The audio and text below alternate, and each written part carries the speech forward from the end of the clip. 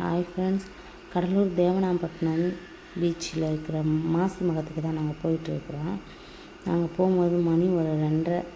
நாங்கள் சாப்பிடவே இல்லை. இங்கே அன்னதானம் கொடுக்குறாங்க, இங்கே சாப்பிட்லாம் அப்படின்னு சொல்லிட்டு வந்தால் அங்கே ஃபுல்லாக எல்லா இடத்துலையும் ஃபுல்லாக இருக்காங்க போல். அங்கே வழியில் நின்றுட்டுருக்குறாங்க பாரு, சாப்பிடவே முடியல. நாங்கள் வண்டியை திருப்பி சாமி வர்ற வழிக்காக போயிட்டோம்.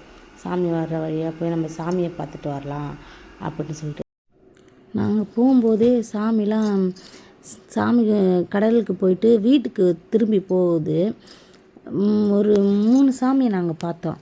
3 சாமியுமே அழகாக ஜோடித்து வச்சுருந்தாங்க. அழகாக இருந்தது. இந்த சாமி வளையல்லாம் வச்சு எவ்வளோ அழகாக இருக்குது பாருங்களேன். எனக்கு பார்த்துக்கிட்டே இருக்கணும் போல், அவ்வளோ அழகாக இருந்தது. இந்த சாமியெல்லாம் ஒவ்வொன்றும் ஒவ்வொரு மாதிரி அழகழகாக ஜோடித்து வச்சுருந்தாங்க. இன்னும் ரொம்ப நேரம் பார்க்குறதுக்கே ரொம்ப நேரம் ஆகும், பார்த்து ரசிக்கிறதுக்கே. காலையில் வந்த சாமிலாம் அங்கே கடற்கரையில் நின்றுட்டுருக்கோம். கொஞ்சம் சாமிலாம் அங்கே கடற்கரையில் நின்று இருக்கும். அங்கே போய் பார்க்கலான்னு போனால் போகிற வழியில் கூட்டமே இல்லை. இப்படிலாம் இருக்கவே இருக்காது, ரொம்ப கூட்டமாக இருக்கும். கடத்தெருவெல்லாம் இன்னும் கூட்டமே இல்லை.